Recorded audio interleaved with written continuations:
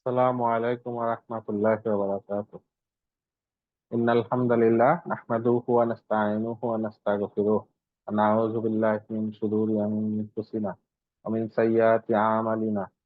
মান ইয়াহদিহিল্লাহু ফালা মুদিল্লা লাহু ওয়া মান ইউদ্লিল ফালা হাদিয়া লাহু। আশহাদু আল লা ইলাহা ইল্লাল্লাহু ওয়াহদাহু লা শারীকা লাহু। আশহাদু আন্না মুহাম্মাদান আবদুহু ওয়া রাসূলুহু। أما بعد فإن خير الحديث كتاب الله وخير الهدي هدي محمد صلى الله عليه وسلم وشر الأمور محدثاتها وكل محدثة بدعة وكل بدعة ضلالة.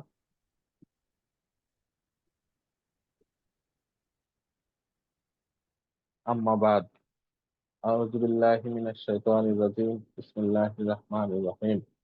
قل أعوذ برب الفلق من شر ما خلق ومن شر غاسق إذا وقب ومن شر النفاثات في العقد ومن شر حاسد إذا حسد. رب اشرح لي صدري ويسر لي أمري واحلل عقدة من لساني يفقهوا قولي. আমিন ইয়া রাব্বাল আলামিন। আম্মা বাদ। আজকে আমাদের সূরা ফালাক 113 নম্বর সূরা।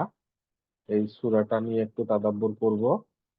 তো আশা করি আজকেই শেষ হবে। চেষ্টা করব ইনশাআল্লাহ। তো প্রথমে সূরাটা সবাই হয়তো সবারই মুখস্থ আছে আশা করা যায়। তো এটার শানে নজুলটা একটু বোঝার চেষ্টা করি যে শানে নজুল মানে এই সূরাটা নাজিলের প্রেক্ষাপটটা কি ছিল। ঠিক আছে, কোন প্রেক্ষাপটে এই সূরাটা নাজিল হলো, তারপরে এটার ফজিলত জানবো, শানে নজুল জানবো এবং সূরাটার মর্মার্থ অনুধাবন করার চেষ্টা করি। তো প্রেক্ষাপটটা কি ছিল?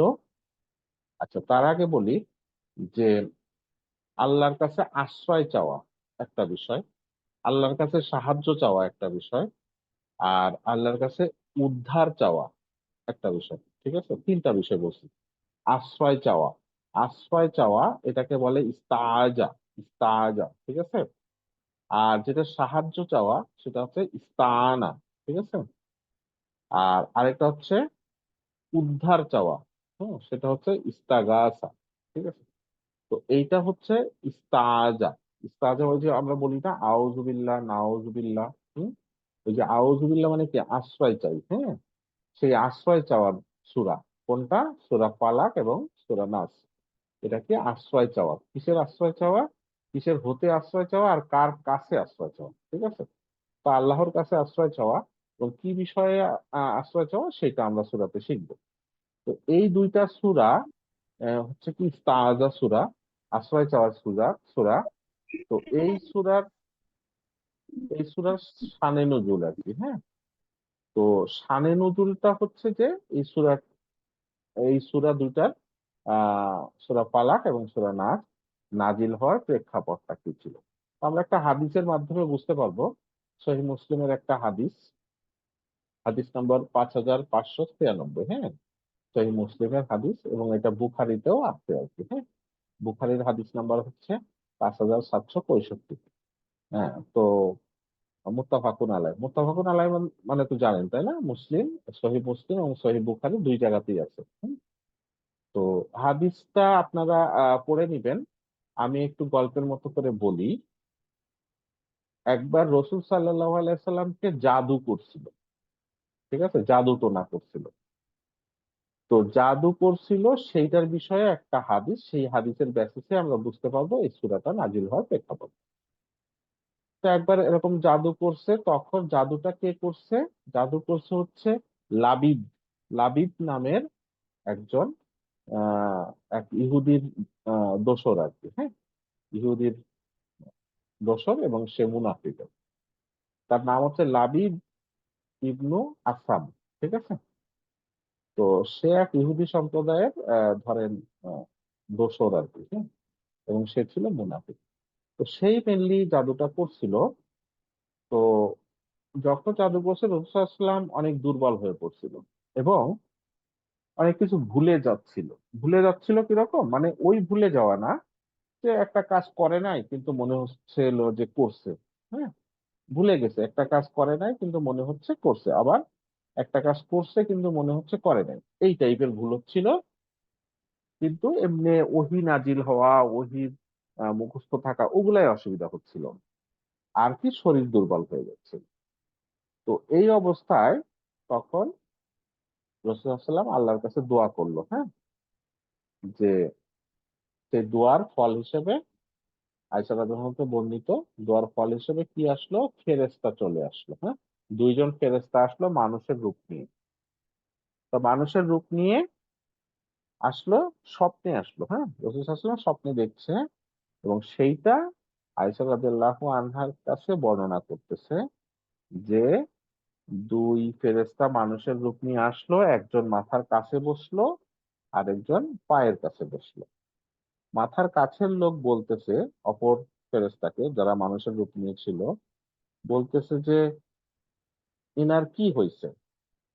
আরেকজন বলতেছে, "উনার জাদু করা হইছে।" তা আবার প্রশ্ন করতেছে, "কে জাদু করছে?" তো বলতেছে, "লাবিদ ইবনে আসাম জাদু করছে।" মানে ইনফরমেশন গুলা সব জানাই দিচ্ছে আরকি, হ্যাঁ? যেটা জানতো না রাসূল। তা বলছে যে, "কোথায় কিভাবে জাদু করছে?" তা বলতেছে যে, তার মাথার চুল এবং চিরুনির দা দাঁত দিয়ে সেইটা খেজুর গাছের বাকলের সাথে, হ্যাঁ? গিঁট দিয়ে সেটা জাদু করছে। কোথায় করছে? তো বলছে, "অমুক কুয়ার মধ্যে একটা পাথর, পাথরের নিচে এইটা এরকম গিঁট দিয়ে অ্যা এই চুলের সাথে এবং এই চিরুনির দাঁতের সাথে ইয়ে করছে।" কি বলে? জাদু করছে। এই। তো এইভাবে ইনফরমেশনটা জানাই দিল। পরে রাসূলুল্লাহ সাল্লাল্লাহু কি করল? যে আলী রাদিয়াল্লাহু আনহুকে, বিভিন্ন বর্ণনা থেকে বিভিন্ন রকম আছে, একটু এদিক ওদিক আছে। যে আলী রাদিয়াল্লাহু আনহুকে পাঠাইলো এবং রাসূলুল্লাহ সাল্লাল্লাহু নিজেও সাহাবীদের নিয়ে সেখানে গেল। গিয়ে সেই কূপের পানি দেখা গেল যে মেহেদী পাতার মতো আ রং, হ্যাঁ? এবং সেই খেজুর গাছের ওই যে ডালের মধ্যে ছিল, সেটা পাথরের নিচে, সেখান থেকে ওটা কালেক্ট করলো। তারপরে দেখা গেল যে ওই চুলের মধ্যে ১১ টা গিঁট দেয়া। ঠিক আছে? ১১ টা গিঁট দিছে। তো একেকটা করে গিঁট খুলতেছিল আর রাসূলুল্লাহ সাল্লাল্লাহু সুস্থতা বোধ করতেছিল। তো ১১ টা গিঁট খুলল এবং রাসূল সাল্লাল্লাহু আলাইহি ওয়াসাল্লাম এই ২ টা সূরা পাঠ করল। কোন ২ টা সূরা? এই যে সূরা ফালাক এবং সূরা নাস পাঠ করল, ১১ টা গিঁট খুলল আর রাসূলুল্লাহ সাল্লাল্লাহু আলাইহি ওয়াসাল্লাম সুস্থ হয়ে উঠল। ঠিক আছে? তো তারপরে আ ওইটা আ এইভাবে হচ্ছে রাসূলুল্লাহ সাল্লাল্লাহু আলাইহি ওয়াসাল্লাম সুস্থ হয়ে উঠল। তো এই যে ১১ টা গীত খুললো এবং সূরার ১১ টা আয়াত, সূরা ফালাকের ৫ টা আয়াত, সূরা নাসের ৬ টা আয়াত। টোটাল হচ্ছে ১১ টা আয়াত। তো এইটা হচ্ছে এই সূরার প্রেক্ষাপট, বলা হয় যে এই প্রেক্ষাপটে এই সূরা ২ টা নাজিল হয়েছিল। ঠিক আছে? তো এই ২ টা সূরার মাধ্যমে রাসূলুল্লাহ সাল্লাল্লাহু আলাইহি ওয়াসাল্লাম তার জাদু থেকে, জাদু-টোনা যে করছিল, হ্যাঁ? তো সেটা থেকে রক্ষা পেল এবং এটা আমাদের জন্য শিক্ষণীয় হলো যে আমরাও এটা করতে পারি। অনেকের কি বলে ইয়ে আছে আরকি, হ্যাঁ? নজর লাগা। নজর লাগা কিন্তু আছে, হ্যাঁ? ইসলামে আছে এগুলা হাদিস দ্বারা সাব্যস্ত। বা কেউ হিংসা করা, কেউ নজর লাগা, হ্যাঁ? তো এগুলা দিয়ে আমরা ইস্তেআজা করতে পারি, হ্যাঁ? আল্লাহর কাছে আশ্রয় চাইতে পারি। তো এখন প্রশ্ন আসতে পারে যে রাসূল সাল্লাল্লাহু আলাইহি ওয়াসাল্লামকে জাদু করল, তাকেও জাদু করা যায়। এগুলা বিভিন্ন ধরনের ব্যাখ্যা আছে, বিভিন্ন ধরনের মানুষ প্রশ্ন করে থাকে। কিন্তু একটা বিষয় জানবেন যে রাসূল সাল্লাল্লাহু আলাইহি ওয়াসাল্লাম হচ্ছে আমাদেরকে, মানব জাতির আ দূত, আল্লাহর দূত আরকি, হ্যাঁ? আমাদেরকে শিক্ষা দেওয়ার জন্য সবকিছুই আ আল্লাহ তার মাধ্যমে আমাদেরকে শিখিয়েছেন। সো কিভাবে ইস্তেআজা করতে হবে, আমরা আশ্রয় চাবো, সেটাও তিনি আমাদেরকে শিখাই দিয়ে গেছেন। কিভাবে শিখাবেন ওই পরিস্থিতি তৈরি হয়েছে এবং সেই অবস্থায় আল্লাহ এভাবে শিক্ষা দিয়েছেন। এটা আল্লাহর একটা হিকমা যে তাকে এটা করা হলো, তার সাথে তারপরে সেটা থেকে আমরা শিক্ষা নিলাম। এরকম আরো অনেক কিছু পাবেন। এরকম প্রশ্ন অনেকে করে থাকে। যেমন রাসূলুল্লাহ সাল্লাল্লাহু আলাইহি ওয়াসাল্লামের পুত্র সন্তান সব মারা গেল। তার জীবদ্দশায় সব মারা গেল। কেউ যদি আমরা বলি যে তিনি তো আল্লাহর রসুল, হ্যাঁ? আল্লাহর হাবিব, বন্ধু মানুষ, বন্ধু, দূত, তাহলে তার কেন এত কষ্ট হলো? এই যে আমাদেরকে শিক্ষা দেওয়া, কিভাবে সবর করতে হয়, অনেক কিছু। আরো অনেক হিকমা হয়তো আছে, আমরা জানি না। তো যাই হোক, এখান থেকে আমাদের একটা শিক্ষা যে এরকম জাদু-টোনা বা যেটা জাদু করা কিন্তু কুফরি কাজ এবং, হ্যাঁ? এবং শিরকের আওতায়ও পড়ে। তো এই টাইপের বিষয়, কেউ হিংসা করলে, কেউ অসুস্থ হয়ে গেলে, যদি মনে হয় নজর লাগছে, তখন আমরা এগুলা, এই যে এগুলা দিয়ে আমরা আল্লাহর কাছে আশ্রয় চাবো। তো এই হচ্ছে প্রেক্ষাপট। আমরা এখন সূরার ফজিলত নিয়ে আলোচনা করব। এ পর্যন্ত কারো কোনো প্রশ্ন আছে কিনা? নাই। আচ্ছা। তো এরপরে আমরা সূরার ফজিলত নিয়ে আলোচনা করব। তো এটা সহিহ বুখারীর হাদিস, 5017 নম্বর হাদিস। আয়েশা রাদিয়াল্লাহু আনহা বর্ণিত। এই হাদিসটা আমরা আগেও জানি, অনেকেই জানি যে প্রত্যেক রাতে বিছানায় যাওয়ার প্রাক্কালে রাসূল সাল্লাল্লাহু আলাইহি ওয়াসাল্লাম কি করতেন? সূরা ইখলাস, সূরা ফালাক এবং সূরা নাস, এই ৩ টা সূরা পড়ে ২ হাতে ফু দিয়ে তার সামনের দিক থেকে হ্যাঁ, মুখ, হাত থেকে শুরু করে দেহের সম্মুখভাগ যতদূর হাত যাওয়ায় বুলাতেন এবং এই কাজটা ৩ বার করতেন। ঠিক আছে? সূরা ফালাক, নাস এবং ইখলাস ৩ টা পাঠ করে হাতে ফু দিয়ে সারা শরীরে মাসেও করা। ঠিক আছে?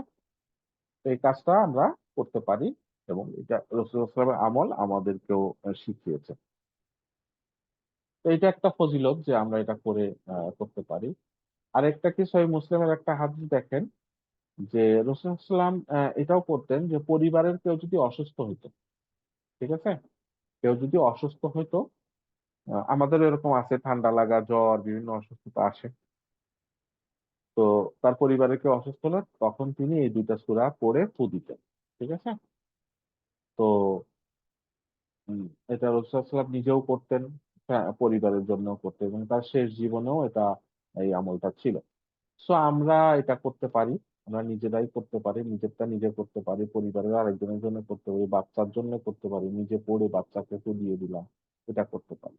এই ঝাড়ফুঁক গুলা ইসলামে অ্যালাউড এবং এটা আল্লাহর কাছে আশ্রয় চাওয়া কোনো অনিষ্ট থেকে। আচ্ছা। তারপরে দেখেন সূরা নাসাইয়ের একটা হাদিস ৫৪৩৭ যে এখানে রাসূলুল্লাহ সাল্লাল্লাহু আলাইহি ওয়াসাল্লাম কি বলছে?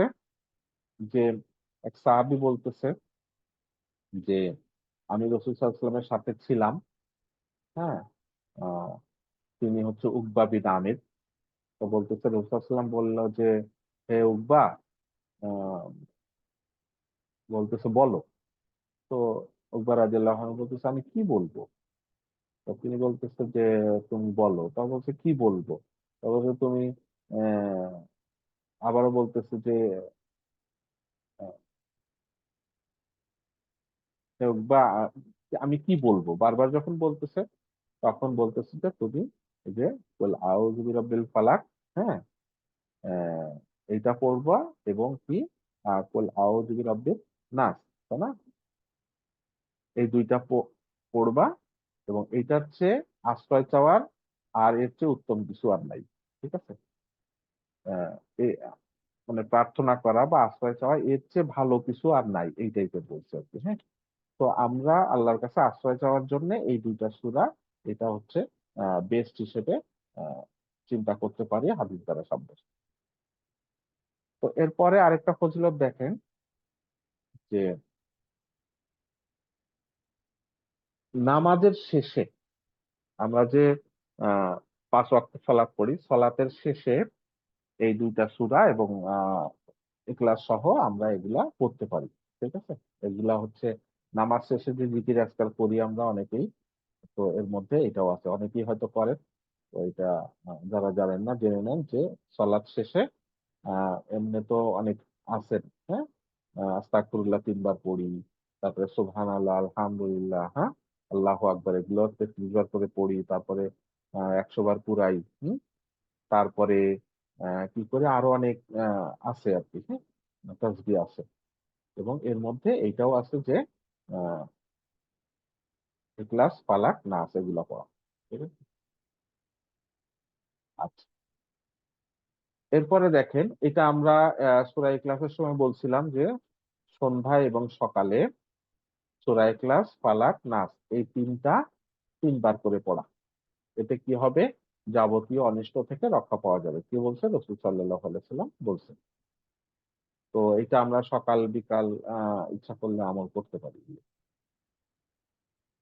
এরপরে দেখেন আমরা এটাও জানি যে ভিতরের সলাতে আমরা সূরা ফালাক, নাস, ইখলাস সহ পড়তে পারি শেষ রাকাতে। এবং ভিতরের সলাত রাতের আ শেষ সালাত, দিনের শেষ সালাত সারাদিনের। তো এটা থেকে আমরা আশ্রয় চেয়ে নিলাম এবং তারপরে তো আমরা নিশ্চয়ই ঘুমাতে যাই, সো আল্লাহর কাছে আশ্রয় চেয়ে নিই।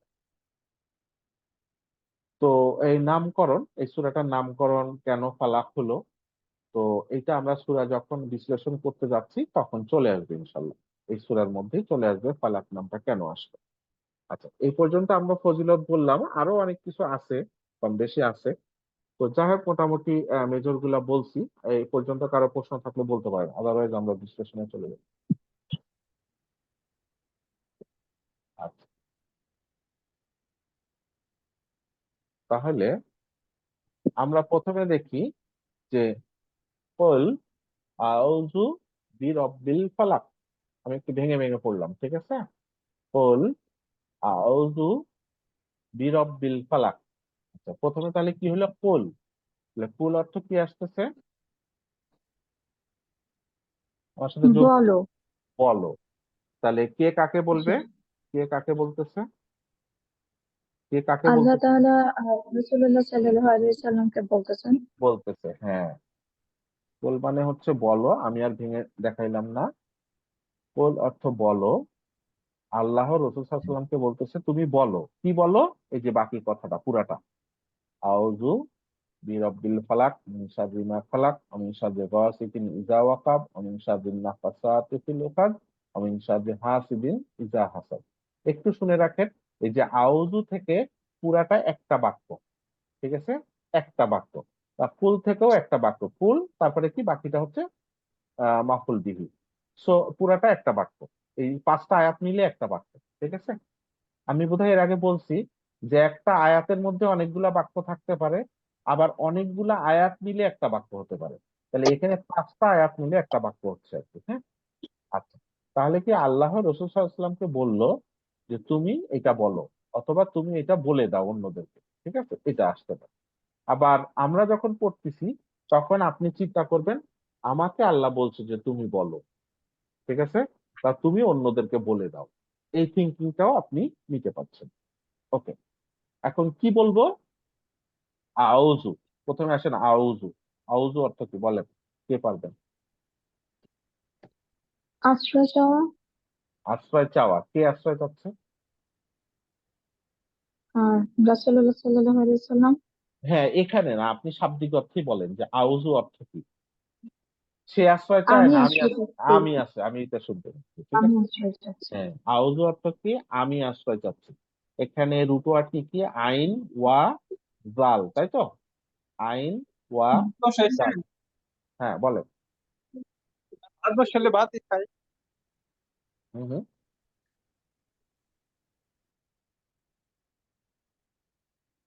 আচ্ছা,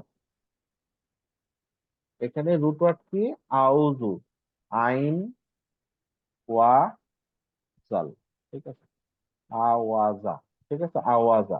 তা আওয়াজা তো থাকবে না, ওয়াটা কি হয়ে যাবে? আইন, ভুলে গেছে, যা, তাই তো। আজা, আজা, আজা মানে কি? আশ্রয় চাওয়া, হ্যাঁ। আওয়াজা, ওয়াটা থাকতেছে না, ওটা আলিফ হয়ে গেছে। এখন এটা হচ্ছে মাদি, সে আশ্রয় চেয়েছিল। তাহলে এইটার মুদারি কি হচ্ছে?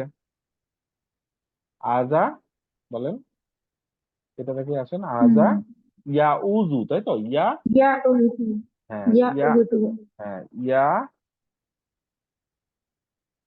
উজু, ঠিক আছে। ইয়া উজু, ইয়া উজু অর্থ কি আসতেছে তাহলে? সে হুম। আশ্রয় চায়, তাই তো, সে, আমি আশ্রয় চাই। সে আশ্রয় চায়। এখন সে আশ্রয় চায়, ওই যে সিগাটা মনে আছে, ইয়া উজু, ইয়া উজানি, ইয়া উজুনা, তাউজু, তাউজু। তাউজানি, হ্যাঁ, তাউজানি। তাই না, তাউজুনা। ইয়া উজনা, তাই না, তাউজু, তাউজু। এরকম করতে করতে লাস্টে কি আসবে? আউজু, আউযু নাউজু। নাউযু। হ্যাঁ, তাহলে আউজু অর্থ কি আমরা। হচ্ছে? আমি আশ্রয় চাই, তাই না। তখন কি, যা পুরাটা মুছে গেল। আউযু অর্থ কি আসতেছে তাহলে? এই যে যেটা, এই যে আমি আশ্রয় চাই। আমি আশ্রয় চাই, এই যে আউযু যেটা আছে। আউযু অর্থ আমি আশ্রয় চাই, তাহলে নাউজু অর্থ কি? আমরা আশ্রয় চাই। আমরা আশ্রয় চাই। তাহলে আউযু বিল্লাহ, আমরা বলি না আউযু বিল্লাহি মিনাশ শাইতানির রাজিম, আউযু বিল্লাহ, আউযু বিল্লাহ মানে কি? আমি আল্লাহর কাছে আশ্রয় চাই। নাউজুবিল্লাহ মানে কি? আমরা আমরা আল্লাহর কাছে আল্লাহর কাছে আশ্রয় চাই। আশ্রয় চাই। এরকম বলি না নাউজুবিল্লাহ? বলি তো না? জি। নাউজুবিল্লাহ, নাউজুবিল্লাহ মানে কি? আমরা আশ্রয় চাই। আউজুবিল্লাহ মানে কি? আমি আশ্রয় চাই। ঠিক আছে, ওকে। এখন আসেন, আউজু বি রব্বি। বি রব্বি কি আসতেছে বলেন, কে পারবেন? জার মাজরুর আসতেছে, বি হ্যাঁ, যোগ রব্বি। বা যোগ রব্বি, তাই তো? বা যোগ রব্বি, বি যোগ রব্বি আর কি, তাই না? যার মাজরুর। তাহলে রবের বার অর্থ কি? বার অর্থ অনেক কিছু আসে, কখনো সাথে, নিকটে। কখনো নিকটে। এখানে নিকটে অর্থ নিবে। তাহলে আউযু বি রব্বি মানে কি? আমি রবের নিকট আশ্রয় চাই। যেমন আমি বলছিলাম আউযু বিল্লাহ, বিল্লাহি। তাহলে আল্লাহর কাছে এখানে রব বলছে, আউযু বি রব্বি, তাই তো? রব্বি। এরপরে বলতেছে কি ফালাক। তাহলে কি ফালাক অর্থ কি আসতেছে? এখন আসেন, ফালাক তাহলে কি? রব্বি ফালাক, রিলেশনটা কি? রব্বি ফালাক উম, ইদাফা, তাই না? ইদাফা না? মুদাফ। রব্বিল ফালাকি, রব্বি হচ্ছে কি?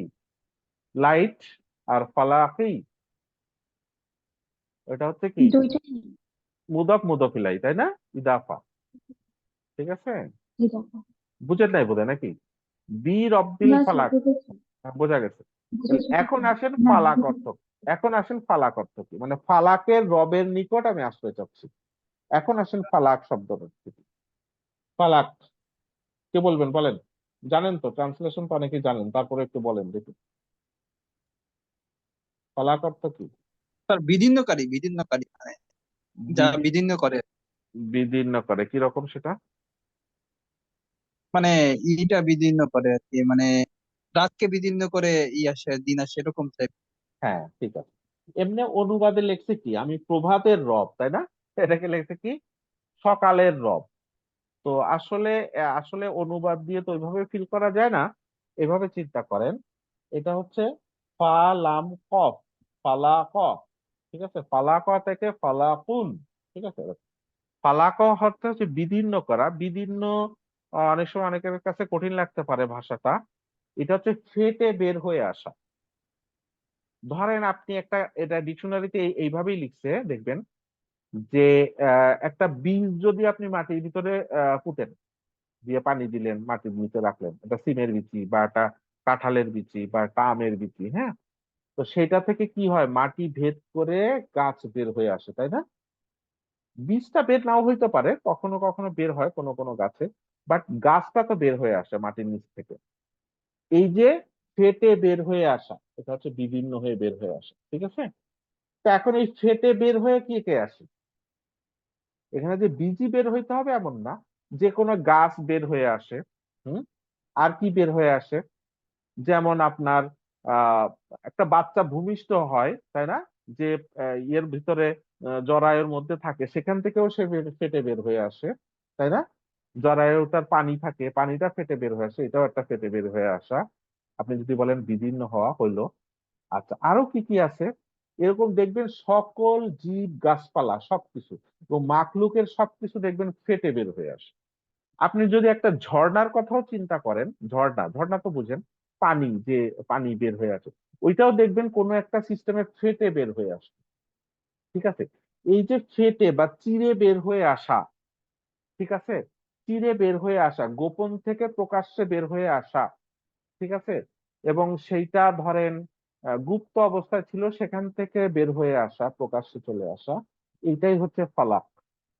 ঠিক আছে, এখন আবার দেখেন, এই যে বলতেছে তাহলে সকালটা কিভাবে হয়? রাত, রাতটা ছিল অন্ধকার, সন্ধ্যার পরে অন্ধকার হইতেছে হইতেছে হইতেছে, যত রাত যাচ্ছে অন্ধকার। এক সময় কি হচ্ছে? পূর্ব আকাশে সূর্যের রেখা দেখা দিচ্ছে, এই যে রাতটা ফেটে বের হয়ে সকাল হয়ে যাচ্ছে, তাই না? তো এখন এটা কি? প্রভাতের রব, প্রভাত। এখন এই আবার অন্য কিছু, যে কোনো মাখলুক মানে সৃষ্টি, আল্লাহর সৃষ্টি, এগুলাও সব ফেটে বের হয়ে আসে। তো এখানে হয়তো সকাল বলছে, সকাল বলাটা হচ্ছে মর্মার্থ কথা, কিন্তু বেসিক কথা কি? কিছু ফেটে বের হয়ে আসা। তো ফেটে বের হয়ে কি কি আসে? ধরেন আমি তো বললাম যে অনেকগুলো উদাহরণ দিলাম, গাছপালা সৃষ্টি, মাখলুক সবকিছু। এখন এই যে ফেটে বের হয়ে আসা, এটা কে কে ফেটে বের করে? মানে ওই ফেটে বের হয়ে আসার রব, বোঝা যাচ্ছে কিনা? এই যে রব্বিল ফালাক, মানে ওই যে ফেটে বের হয়ে আসা সকাল বা গাছপালা মাখলুকের সৃষ্টি, এদের যে রব, রব মানে কি? যে সৃষ্টি করছে, যে লালন পালন করছে, যে নিয়ন্ত্রণ করতেছে, তাই না? একদম সূক্ষ্ম থেকে পরিণত অবস্থায় নিয়ে যাচ্ছে, এই যে রব। তাহলে ওই ফালাকের রবের কাছে আমি আশ্রয় চাচ্ছি। কেন আমি এখানে ফালাক শব্দটা ইম্পর্টেন্ট, রব শব্দটা ইম্পর্টেন্ট? কারণ সেই তো আমার নিয়ন্ত্রণ করে, আমি তো তার কাছেই আশ্রয় চাবো। আর সেই রবটা কি? ওই আমরা যে যে আশ্রয় চাচ্ছি সব তো আমরা ওই ফালাকের আন্ডারেই পড়তেছি, সেই ফালাকের রবের কাছে আমি আশ্রয় চাচ্ছি। এতটুকু বুঝতে কারো অসুবিধা হয়েছে কিনা, বা কারো কোনো প্রশ্ন আছে কিনা? আরিফ ভাই, ক্লিয়ার?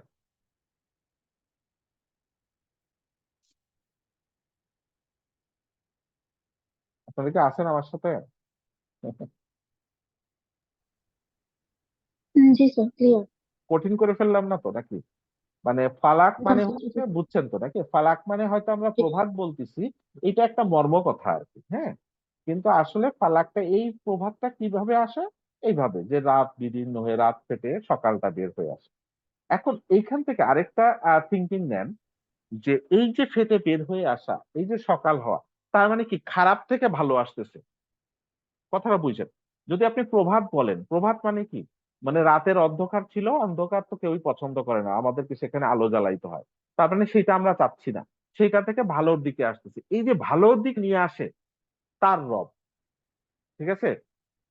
পেটের ভিতরে বাচ্চাটা ছিল, তো বাচ্চাটা ছিল, সেটা তো যতদিন ছিল এটাকে নার্সিং করতেছি, কবে ডেলিভারি হবে, কবে ডেলিভারি হবে। বা গাছটা আমি মাটির নিচে পুঁতছি, হ্যাঁ, পুঁতে রাখছি, ওইটা কখন গাছটা বের হবে, এটা কৃষকের চাওয়া, তাই না? তো মাটির নিচে থাকুক সেটা তো আমি চাচ্ছি না, আমি চাচ্ছি কি সেটা বের হয়ে আসুক। এই যে আমার যেটা চাচ্ছি না সেখান থেকে যেটা আমার কাঙ্ক্ষিত সেই জিনিসটাই চলে আসা, সেটার রব। তাহলে এই তার কাছে আমি আশ্রয় চাচ্ছি। তাহলে আশ্রয় চাচ্ছি, এখন আসতেছে তারপরের কথা কি? মিন শাররি মা খালাক। এখন বুঝতে পারবেন তাহলে ওই আশ্রয় চাইতে এবার আমি কিসে কিসে থেকে আশ্রয় চাচ্ছি। কার কাছে আশ্রয় চাইলাম এতটুকু বুঝছি, এখন বুঝবো কিসের থেকে আমি আশ্রয় চাচ্ছি, কি ব্যাপারে আশ্রয় চাচ্ছি। ঠিক আছে? কোন খারাপি থেকে আমি আশ্রয় চাচ্ছি, হ্যাঁ। এই যে মিন, মিন অর্থ কি? থেকে, তাই না? মিন শাররি, শাররি অর্থ কেউ জানেন? শাররি, শাররা থেকে শাররি। হম, বলেন যে যদি কেউ জানেন, যোগ দিলে ভাল লাগবে। সাদরি মানে কি? অনিষ্ট, খারাপই, খারাপ কিছু, অনিষ্ট থেকে। মিন সাদরি মানে কি? অনিষ্ট থেকে। মিন সাদরি মানে অনিষ্ট থেকে। কিসের অনিষ্ট? মা খালাক, খালাক, খালাক অর্থ কি বলেন? যা কিছু সৃষ্ট। হ্যাঁ, মানে এই যে সৃষ্টি করা হয়, খালাকা অর্থ কি? সে সৃষ্টি করেছে, তাই না? খালাকা এটা কি ফ্যামিলি ওয়ান, সে সৃষ্টি করেছে। তাহলে এখন মা মানে কি? যা কিছু তিনি সৃষ্টি করেছেন, এরকম মা হচ্ছে কি ইসম মাউসুল। তাহলে কি হচ্ছে? মা খালাক অর্থ কি? যা কিছু সৃষ্টি করেছেন তার অনিষ্ট। মুদাফ মুদাফিলা হয়ে গেছে কিন্তু, বুঝলেন? তাইলে যা কিছু তিনি সৃষ্টি করেছেন, যা কিছু তিনি মানে কি? এই যে রব, তিনি মানে কে? রব। যা কিছু তিনি সৃষ্টি করেছেন তার অনিষ্ট থেকে, তিনি যা কিছু সৃষ্টি করেছেন তার অনিষ্ট থেকে। যেসব সৃষ্টি করেছেন অনেক কিছুর অনিষ্ট আছে, কিরকম? সবচেয়ে অনিষ্ট কার কাছ থেকে আসে বলেন? সবচেয়ে বেশি অনিষ্ট হয় কার কাছ? ইবলিস। হ্যাঁ, বলেন জি। ইবলিস। ইবলিস, শয়তান, শয়তান। শয়তান, হ্যাঁ শয়তান থেকে, মাশাআল্লাহ, বারাকাল্লাহু ফিক। হ্যাঁ, ঠিক আছে। তাহলে সবচেয়ে বেশি অনিষ্ট আসে শয়তান থেকে। এছাড়া আর কি সৃষ্টি থেকে আসে? আল্লাহর আর কি সৃষ্টি আছে যেটা থেকে আমরা অনিষ্ট পাই? মানুষের থেকেও আসে। মানুষের থেকেও আসে।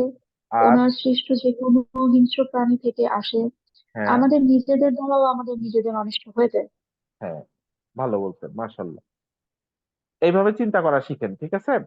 যে তাহলে আল্লাহ যা সৃষ্টি করেছে, ধরেন শয়তান একটা সৃষ্টি, মানুষ সৃষ্টি, হিংস্র সাপ সৃষ্টি, বাঘ সৃষ্টি, সিংহ সৃষ্টি। আচ্ছা, আবার ভালো কিছু চিন্তা করেন, পানি। পানি তো আমরা খাই, কি ভালো জিনিস না? এটা দিয়ে জুস বানাই, এটা দিয়ে অনেক কিছু বানাই, দুধ এটা দিয়ে বানাই। আবার এই জিনিসটাই দেখেন, এই এই পানিটাই বেশি হলে বন্যা হচ্ছে, ঘর বাড়ি ডুবে যাচ্ছে, মানুষ ডুবে মারা যাচ্ছে। হ্যাঁ, আগুন উপকারী জিনিস, রান্না করতেছি, আবার এইটা দিয়ে হাত পুড়ে যাচ্ছে, শরীর পুড়ে যাচ্ছে। তাহলে ওই সৃষ্টিগুলার একটা অনিষ্ট আছে। হ্যাঁ, আবার দুধ, আমি যে দুধ বললাম, দুধ তো ভালো জিনিস, এটার কি অনিষ্ট হতে পারে? এটা খায়া অনেকের পেট পেট খারাপ করতে পারে, তাই না? তার মানে আল্লাহর যত সৃষ্টি আছে, সৃষ্টিরও একটা অনিষ্ট আছে। সেইগুলা যে ইচ্ছাকৃত, হয়তো শয়তান তার টার্গেটই আমাদেরকে করা, কিন্তু অন্যগুলার টার্গেট নাও হতে পারে। সে আপনি একটা বাগানে গাছ লাগাইছেন, খেতে গাছ লাগাইছেন, এখন গরু এসে ছাগল এসে খাচ্ছে, সে কিন্তু আপনার অনিষ্ট করার জন্য খাচ্ছে না। এইটা তার স্বভাবজাত বিষয় যে ছাগল ওটা গাছ দেখলে মুখ দিবে, খাবে। এটা আপনাকে অনিষ্ট করার জন্য তার উদ্দেশ্য না। উদ্দেশ্য কি, সে হচ্ছে তার স্বভাবজাত, সে খাচ্ছে। আর সেটার অনিষ্ট থেকে তো আমি বাঁচতে চাই, তাই না? এখন গাছটাকে আপনাকে আবার কি করতে হবে, তাহলে তার দিকে বেড়া দিতে হবে। হ্যাঁ, আবার গাছটাতে যেন একটু সূর্যের আলো লাগে, সেটার ব্যবস্থা করতে হবে, তাই না? একটু পানি দিতে হবে, কিন্তু বেশি পানি দিলে গাছটা পচে যাবে, বন্যা আসলে পচে যাবে। তাহলে আপনি এই উদাহরণ থেকে সেট করেন যে ওই গাছের জন্য আমি গাছের মালিক, গাছকে আমি কিভাবে পরিচর্যা করছি। এখন আমাকে ওরকম পরিচর্যা মানে আশ্রয় গ্রহণ করতে হবে। এখন এই আশ্রয় গ্রহণ করাটা কি, আমাকে বেড়া দিতে হবে, আমার নিজেকে বেড়া দিতে হবে। তার মানে কি হচ্ছে, এগুলো আমার ক্ষমতায় নাই, অনেক কিছু আমার ক্ষমতায় নাই। তখন আমি কি করছি, বাই ডিফল্ট আমি আমার চেষ্টা করব তার আগে বাই ডিফল্ট আউযু বিরব্বিল ফালাক, মানে আল্লাহ যা কিছু সৃষ্টি করছে, একটা সৃষ্টি আমার দেখতে ভালো লাগছে, বাট সেটা কিন্তু আমাকে ক্ষতি করে। তো সেইটারও খারাপি থেকে আমি আশ্রয় চাই।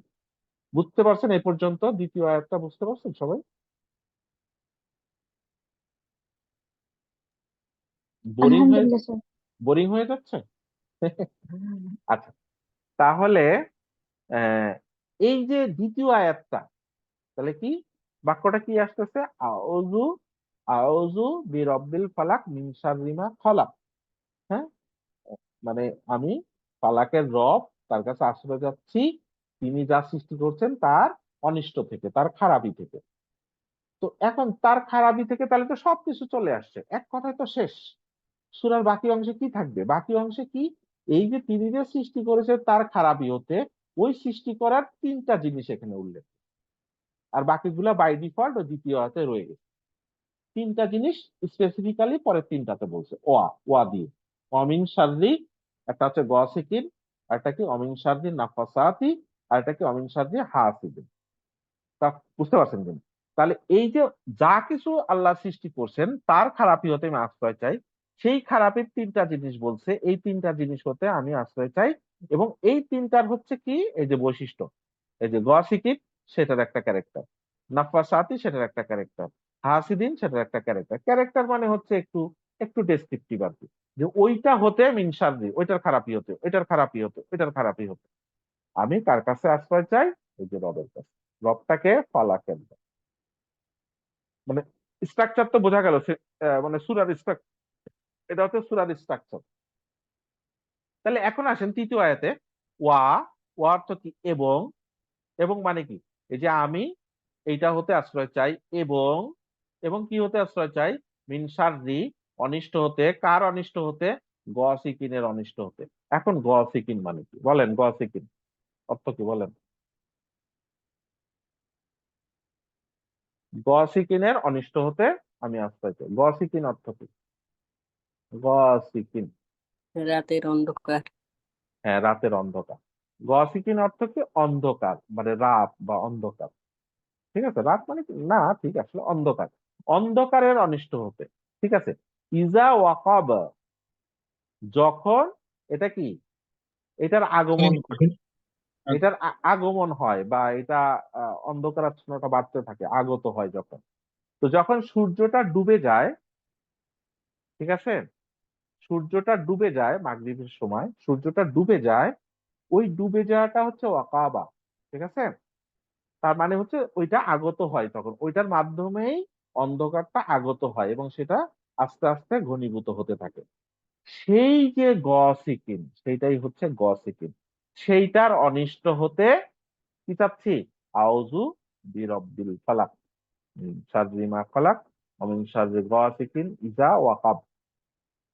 তাহলে যখন পড়বো এইভাবে ফিল করব, কার কাছ থেকে আশ্রয় চাচ্ছি, রাতের অনিষ্ট হতে। তো রাতের অনিষ্ট কি বলেন তো, ব্যাখ্যা করেন, রাতের কি কি অনিষ্ট আছে আহ রাতের? আর এই এটা যে টাইমটার কথা হচ্ছে যে এই যে মানে যখন সূর্য ডুবে যায় অন্ধকারের আগমন হতে থাকে সন্ধ্যা, এই হুম, টাইমটাতে সম্ভবত কোন একটা হাদিসের থ্রু জানতে পেরেছিলাম যে এই সময়ে শয়তানের উপদ্রব অনেক বেশি হয়। ঘরের একদম ঠিক। দরজা জানলা আটকে রাখার কথা বলা হয় হুম হুম অনেকটা হুম হুম, সময়। একদম ঠিক, হ্যাঁ। কাউকে বা বাড়ির বাচ্চাদেরকে বাইরে বাইরে যাওয়া থেকে বিরত রাখার কথা বলা হয়। মাশাল্লাহ মাশাল্লাহ মাশাল্লাহ, বারাকাল্লাহ ফিক। হ্যাঁ, ভালো বলছেন। আর কিছু বলবেন? অনেক কিছু বলছেন তো, মাশাল্লাহ। একসাথে আমি এগুলাই বলতাম আর কি। তো সবাই তো শুনলেন, হ্যাঁ। তার মানে সন্ধ্যা হইলেই অন্য হাদিস দ্বারা সাব্যস্ত আছে, রাসূলুল্লাহ সাল্লাল্লাহু আলাইহি ওয়াসাল্লাম বলছে বাচ্চাদের ঘরের মধ্যে আটকায় রাখো, কারণ শয়তান তখন অ্যাক্টিভ হওয়া শুরু করে। ঠিক আছে? এবং প্রথম আক্রমণ কিন্তু ওরা বাচ্চাদের বেশি আক্রমণ করে। ঠিক আছে? তারপরে ঘরের দরজা জানালা বিসমিল্লাহ বলে বন্ধ করা। ঠিক আছে? এবং রাতে এছাড়াও আপনি বাই ডিফল্ট এমনি বুঝতে পারেন যে রাতে কিন্তু রোগ ব্যাধিও বাড়ে। ঠিক আছে? শয়তান তো অ্যাক্টিভ হয়ই। রাতে এমনি দেখবেন যে জ্বর আসে না মানুষের? সবারই তো কম বেশি আসে। জ্বর দেখবেন যে বিকাল থেকে বাড়তে শুরু করে। হ্যাঁ? এবং দেখবেন যে রাতের বেলা জ্বরটা বাড়ে। আবার দেখবেন সকাল হইছে না? সকাল হলে একটু ভালো লাগা শুরু করে। ঠিক আছে? তার মানে কি? ওই যে মানে ফালাক হইছে আরকি। হ্যাঁ? ফালাক। তো এই যে রাতে সবকিছু তার আপনি একটা প্রশ্ন, হ্যাঁ, বলেন। এই যে আপনি লাস্টে যে কথাটা বললেন যে রাত হলে রোগ ব্যাধি বাড়তে থাকে, সকাল হতে হতে একটু ভালো লাগা শুরু হতে থাকে, এটা আমরা ছোটবেলায় লোকমুখে শুনে বড় হয়েছে যে রাত হলে রোগ বালাই বাড়ে, রাত হলে বিপদ আপদ আসে। এটার সাথে কি মানে এটা কি মানে এমনিতে লোকমুখে প্রচলিত কথা নাকি এটার কোনো আলাদা না, ইতিহাস আছে? দলিল আমি জানি না, দলিল জানি না, কিন্তু এই আয়াতই তো আপনাকে বলছে। এই আয়াত বলছে না যে রাতের অন্ধকারের অনিষ্ট, তাহলে অন্ধকারের অনিষ্ট তো আছে। এখন অন্ধকারের অনিষ্ট তো আপনাকে আমাকে স্পর্শ করতেছে, আপনি বাই ডিফল্ট, সেটা আমি কিন্তু বললাম, দলিল বলিনি। যে রাতে দেখবেন যে পোকামাকড়ও দেখবেন আসে, আপনি দেখবেন যে এই যে বিচ্ছু টিচ্ছু, হ্যাঁ, রাতে বেশি বের হয়, খেয়াল করে দেখবেন। এগুলো আমাদের অবজারভেশন থেকে আমি বলছি আর কি, সেই এক্সপ্লানেশন। তেমনি দলিল আছে কিনা আমি জানি না, আমি জানি না। আমার অবজারভেশন থেকে বলছি আর কি, হ্যাঁ। এবং অনেক বিশ্লেষকের অবজারভেশন থেকে বল, এমনি দলিল আছে কিনা জানি না। কিন্তু রাতে কিন্তু আপনি এমনি দেখেন না, বাই ডিফল্ট চোর তো রাতেই বের হয় না, চুরি করতে কিন্তু দিনে কম আসে আর কি, রাতেই বেশি আসে। সাপ বিচ্ছু দেখবেন রাতে বেশি বের হয়, দেখাও যাবে বেশি, একটা স্ট্যাটিস্টিক্যালি ইনফরমেশন আছে। তো সেই রাতের, তাহলে রাতের একটা অনিষ্ট আছে, এবং সেই রাতের অনিষ্ট থেকে আমরা আশ্রয় চাই। ঠিক আছে? আচ্ছা, এরপরে দেখেন ওয়া, আবার ওয়া, ওয়া দেখি মিনসাদি, একই কথা আবার আসতেছে। দেখেন মিনসাদি কত জায়গায়, প্রতি আয়াতে। মিনসাদি অনিষ্টতে, কিসের অনিষ্ট? শাররিন নাফাসাতি। এখন আসেন নাফাসা, নাফাসাতি। দেখেন নাফাসা অর্থ কি জানেন, বলেন।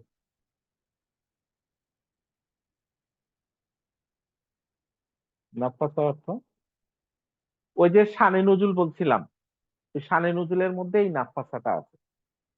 নাফাসা হচ্ছে ওই যে জাদু করা, যেটা বলতেছিলাম, নুন ফা সা। ঠিক আছে? নাফাসা, নাফাসা অর্থ হচ্ছে আপনার ফু দিয়া, ফু দিয়া। ঠিক আছে? ফুক দিয়া, যেটা জাদু করার ফুক দিয়া। কিসে ফুক দিয়া? ফিল উকাদ, উকাদ। দেখেন উকাদ, উকাদ হচ্ছে গিট, এই যে গিট, এই যে দড়ির মধ্যে যে গিট দেয়, এই যে গিট দেয়া। তো যারা জাদু করে ওদের পলিসি কি জানে, কিভাবে করে জাদু টোনা, কিভাবে করে ওই সম্বন্ধে আমার জ্ঞান নাই, বাট একটা ইনফরমেশন জানা আছে যে যারা যেটাই করে ওরা একটা গিট দেয়, দড়ির মধ্যে গিট দেয়, ওই যে চুলের মধ্যে গিট দেয়, ওই গিটটার মধ্যে ফুল দেয় আর কি। ঠিক আছে? পুকুরি কালাম পরে কিভাবে কিভাবে পিছনে ফুল দেয় আর কি। তাহলে ওই যে ফিল উকাদ, উকাদ মানে কি, যে গিট দেয় ওরা, ওই গিটের মধ্যে ওরা ফু দেয়। দেন ফুটা কি? নাফাসা, নাফাসা হচ্ছে ফু দিয়া। তাহলে নাফাসা অর্থ কি হচ্ছে তাহলে? ফুটা কি রকম হবে? হুম, বারবার বারবার ফুক বেশি বেশি, দেয়া। বেশি বেশি বেশি বেশি ফু দেয়া, বারবার বেশি বেশি। আল্লামা গ্রুপের নাস্তাফা। হ্যাঁ, নাফাসা, তার মানে বেশি বেশি। আর লাস্টে হচ্ছে হ্যাঁ। এই যে তা আছে, মানে নাফাসাতি, ওই যে মুসলিমাতি, নাফাসাতি, হ্যাঁ। তার মানে এটা হচ্ছে স্ত্রীবাচক শব্দ ইউজ করছে। ঠিক আছে? তো এইটার অনুবাদে লেখছে যে দেখবেন বইগুলাতে লেখছে যে কি গিরায় ফুৎকার কারিনী মহিলা, একটু মহিলা মিন করছে আর কি, হ্যাঁ। এটা স্ত্রীবাচক শব্দ ব্যবহার করছে, এবং এখানে এটাকে অনেক তাফসীরকারক হয়তো বিভিন্ন কথা লিখছে, এটা তাদের বিষয় যে কিভাবে আসে, যে বলতেছে যে যারা কি বলে বেশি জাদুটোনা করে, এরা মানে কি স্ত্রীলিঙ্গই বেশি আর কি, ঠিক আছে, এইভাবে মিন করে। এবং ওখানে একটা ট্যাগ করছে ওই যে কি বলে লাবিদ, লাবিদ যে লাবিদ বিন আসাম, তাই না, আসিম, লাবিদ বিন আসিম যে ইহুদিদের দোসর, সে মুনাফিক, সে যে জাদু করছিল রাসূলুল্লাহকে, সে এক মহিলার কি বলে হেল্প নিয়ে করছে জিনিসটা আর কি, হ্যাঁ, ওটা সংগ্রহ করার ক্ষেত্রে। তো এই বিভিন্ন ভাবে অনুবাদে ওইভাবে লেখছে। অনুবাদে কি লেখছে জানি, যে উম, আহ, মানে গিরায় গিরায় কুৎকার দানকারী নারীদের থেকে আশ্রয় চাচ্ছে, এরকম করে বলে আর কি। তো আপনারা যারা নারী মাইন্ড করেন না, বাট এটা অনুবাদে লেখছে, কেন লেখছে এটা তাদের ইনফরমেশন। আর এখানে জেন্ডার হিসেবে ওইটাই আনছে আর কি, যে নাফাসা, দ্যাটস ওয়াই হয়তো ওটা লিখছে। তো যাই হোক, এটা যারা দুষ্ট তাদের বলা হয়েছে, সবাইকে না নিশ্চয়ই। আচ্ছা, তাহলে এতটুকু ক্লিয়ার যে এই যে জাদু টুনা, জাদু টুনার অনিষ্ট হতে আশ্রয় চাই। তো এখন জাদু টুনা তো করেই, মানুষ করে, অনিষ্ট আছে, সেটার অনিষ্ট থেকে আমি আল্লাহর কাছে আশ্রয় চাই, ব্যাপারটা এরকম। আচ্ছা, এরপর আসেন অমিন শাররি, অমিন শাররি কি হলো এটা? হ্যাঁ, অমিন শাররি হাসিদিন, মানে হাসিদের অনিষ্ট হতে আমি আশ্রয় চাই। এখন বলেন হাসিদিন অর্থ কি? হাসিদিন, বড় করে হাত, যে হিংসা হিংসা হিংসা যে করে। হিংসা করে, হাসাদা অর্থ কি হিংসা করা, আর হাসিদিন অর্থ কি যে হিংসা করে। তাহলে যে হিংসা করে হিংসুকের অনিষ্ট হতে। ইজা হাসাদ, ইজা হাসাদ যখন হিংসা করে, এখানে যখন ছিল ইজা ওয়াকাব, যখন ওটা নেমে আসে, তখন ওই অন্ধকারের অনিষ্ট হতে। যখন হিংসা করে, তখন ওই হিংসুকের অনিষ্ট হতে আশ্রয় চায়। এখন হিংসা কিন্তু এটা একদম মানে মানুষের মজ্জাগত আছে, ঠিক আছে, হিংসুক কিন্তু আছেই। একটা হচ্ছে হিংসা, আর আরেকটা হচ্ছে জেলাসি, ঠিক আছে, দুইটা কিন্তু দুই রকম, ঠিক আছে। এখন মনে করেন যে উম, একজনের বেশ ধরেন অনেক টাকা পয়সা আছে, হ্যাঁ, তো আপনি ওটার হিংসা, একজন যদি হিংসা করে, যে হিংসাটা এরকম যে ওর টাকাটা শেষ হয়ে যায় না কেন, ওর দিছে আল্লাহ যেন না দেয়, এরকম হিংসা আর কি, ঠিক আছে। আর আরেকটা হিংসা কি হ্যাঁ, ওর ক্ষতি করার আর কি। আর আরেকটা কি যে ধরেন ওর মতো টাকা যদি আমার থাকতো, আমি অনেক দান করতাম, বুঝেন না কথা। এই হিংসা কিন্তু হিংসা না, এটাকে কোন কিওয়ার্ড ব্যবহার করা যায় আমি জানি না ঠিক। এখানে সেইটা না, এটা হচ্ছে যে অন্যের অন্যের ভালোটা দেখে জেলাসি, মানে তাকে ক্ষতির ক্ষতির জন্য হিংসা, ঠিক আছে, ওই হিংসা, সেই হিংসার অনিষ্ট হতে রক্ষা পায়, ঠিক আছে। তো মানুষের মনের কথা তো বলা যায় না, এই জন্যে সবসময় আপনি ধরেন একটা ভালো ড্রেস পরছেন, ঠিক আছে, তা একজন বলতেছে আহ, যে সুন্দর হয়েছে তো এটা। তো তখন অন্তত উনি না বললেও উনার বলা উচিত ছিল কি, যে মাশাআল্লাহ। মাশাআল্লাহ বা বারাকাল্লাহ, হ্যাঁ, বারিকলাহু, এরকম এটা দিছে, হ্যাঁ, এরকম করে আল্লাহকে ট্যাগ করে, হ্যাঁ, এরকম। কিন্তু সে হয়তো বলবে না, তারা সবাই তো হয়তো এভাবে দিন মানবে না, তখন নিজে বলে দিবেন, নিজেই বলবেন মাশাআল্লাহ, বুঝেন না কথা, যে আল্লাহ দিছে। আর এরকম সূরা তো দিন সকালে বিকালে পড়বেন, নামাজের পরে পড়বেন, তাহলে দেখবেন যে এগুলা বাই ডিফল্ট থাকবে না, এই অনিষ্ট গুলো। দেখবেন যে অনেক ইয়ে হয়েছে যে আহ, এটা বলে নজর লাগা, এটা কিন্তু আছে। যে আহ, আমার জীবনের একটা ঘটনা বলি, নাম বলবো না। আহ, একবার একজন, আমি তখন এইটা কি নাইনে পড়ি, আমাকে বলছে যে আমার রেগুলারিটিস দেখে বলতেছে, দেখছিস কেমন রেগুলার, একটু জ্বরও হয় না, ঠিক আছে, কোনোদিন তো জ্বরও হইতে দেখি নাই। বলছে তার পরের দিন আমার গালের মধ্যে ইয়া বড় একটা ফোড়া বেরোইছে, বুঝছেন। তো ওইটার জন্য হয়েছে আমি জানি না কিসের জন্য হয়েছে, কিন্তু এগুলা বলতে হয় না, যে বলতে হয় যে দেখছো মাশাআল্লাহ, আলহামদুলিল্লাহ ভালো সুস্থ আছে, এরকম করে বললেও কিন্তু হয়তো অসুবিধা হয় না। তারপরে আমার এক বড় শায়েখ, ঠিক আছে, এক শায়েখ, আমি এই যে গত সপ্তাহে হয়তো সুন্নাহর গুরুত্ব বুঝাইতে গিয়ে উনি একটা বাস্তব ঘটনা বলছিল আর কি। হ্যাঁ, তা বললো যে এখানেও নজর লাগা হতে পারে, ঠিক আছে, এবং নজর লাগাটা খুব কাছের লোকের কাছে। আর উনি কিভাবে এটা কনফার্ম হইলো এটা উনি জানে, বাট উনি গল্পটা বলছে, আমি বলি আর কি। বলতেছে যে আহ, আহ, একটা মেয়ের বিবাহের জন্য তাকে সাজাইছে সুন্দর করে। তো সাজাইছে, তো ওই মেয়ের মা, ঠিক আছে, মেয়ের মা উম, মানে খুবই অবাক করে একটা ল্যাঙ্গুয়েজ ইউজ করছে যে খুবই সুন্দর হয়েছে, খুব সুন্দর দেখা যাচ্ছে, এরকম করে বলছে আর কি। তো এটা মাশাআল্লাহ বা এরকম কিছু বলে নাই। হ্যাঁ, জাস্ট বলছে এরকম। এখন বলতে যাচ্ছে এটাই একটা নজর লাগা আর কি, অথচ মা কিন্তু, হ্যাঁ, আপন মা। তো পরে ওই ওই দিন বিয়ে হলো, বিয়ের রাতেই ওই মেয়েটা বোবা হয়ে গেছে, আর কথা বলতে পারছে না। ঠিক আছে, এখন কথা বলতে পারতেছে না, এইটার জন্য হয়েছে এটা তো আপনি স্পষ্ট বলতে পারেন না, কিন্তু ঘটনা হচ্ছে কথা বলতে পারছে না। তো তারপরে এরকম অনেকদিন চলতেছে, শ্বশুর বাড়ি, কথা বলতে পারে না। হঠাৎ একদিন সকালবেলা উঠেই হঠাৎ করে সে কথা বলতেছে, অনেকদিন হয়ে গেছে, হঠাৎ করে কথা বলতেছে।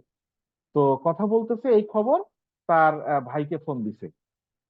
ভাই আমি কথা বলতে পারছি, উচ্ছ্বাস দিয়ে বলতেছে। হ্যাঁ, আর ওর ভাইও ওই পাশ থেকে বলতেছে, তুমি একটা দুঃসংবাদ নাও, মা মাত্র মারা গেছে, একটু আগে মারা গেছে।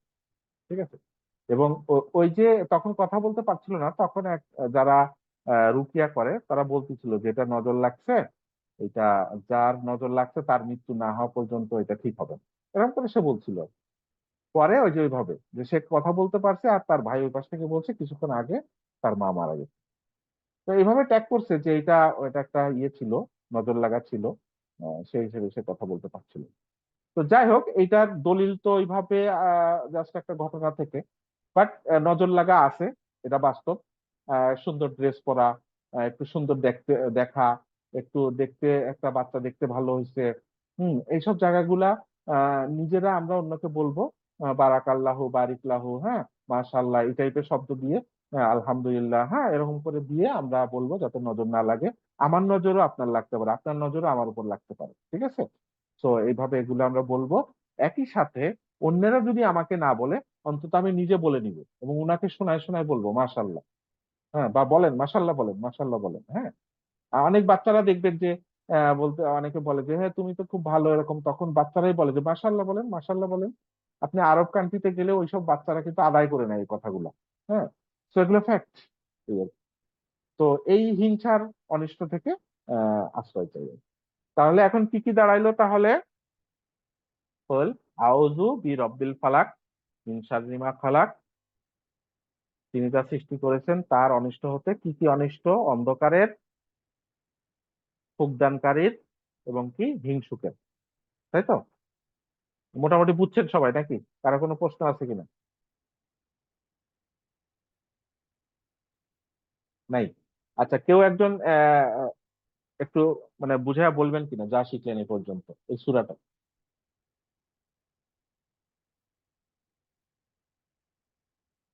একটু যদি বলেন, কেউ কেউ যদি ইচ্ছা করেন।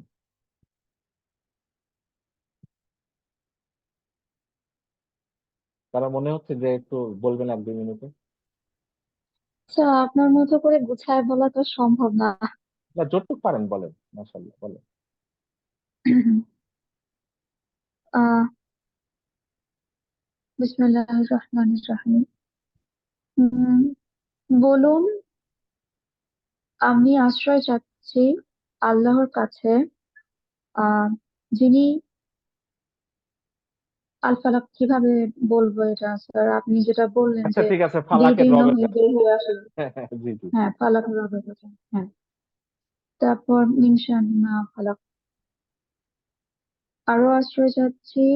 উম আরো না, আরো না, মানে আমি আসলে যাচ্ছি উম, ফালাকের রবের কাছে, এইটা হতে, এইটা হতে, এইটা হতে, এইটা হতে, মানে পুরাটা একটা বাক্য। ঠিক আছে, বুঝছেন কথাটা? এই যে এইভাবে বুঝেন যে আমি বলুন, আমি ফালাকের আশ্রয় কাছে যাচ্ছি চাচ্ছি এইটা সে হতে, রবের এইটা কাছে। হতে, এইটা হতে, এইটা হতে। না স্যার, আপনার মতো গুছায় বলা সম্ভব না। আচ্ছা শুনেন, এই যে এরকম যে আমি ফালাকের রবের কাছে আশ্রয় চাচ্ছি তিনি যা সৃষ্টি করেছেন তার অনিষ্ট হতে, হুম, হুম, হুম। রাতের অন্ধকার হতে যখন সে ঘনীভূত যখন হয়, তা নেমে আসে। হ্যাঁ নেমে আসে হ্যাঁ, ওটার অনিষ্ট হতে, এবং গিরায় গিরায় যখন কেউ ফুৎকার জাদু করে সেই ফিতনার অনিষ্ট হতে, হতে, আর যখন এবং হিংসা করে যখন সে হিংসুটে হিংসুটেরা অনিষ্ট হতে। হিংসা করে সেই হিংসুটে অনিষ্ট হতে। মাশাআল্লাহ, বারাকাল্লাহু ফিক। আর কেউ চেষ্টা করবেন? কারো কোনো প্রশ্ন আছে কিনা, বা চেষ্টা করবেন কিনা? কারো কোনো প্রশ্ন আছে? আচ্ছা, তাহলে প্রশ্ন না থাকলে আমরা শেষ করি আজকের মতো। সুবহানাকা আল্লাহুম্মা ওয়া বিহামদিকা আশহাদু আল্লা ইলাহা ইল্লা আনতা আস্তাগফিরুকা ওয়া আতুবু ইলাইক। আসসালামু আলাইকুম ওয়া রাহমাতুল্লাহি ওয়া বারাকাতুহু।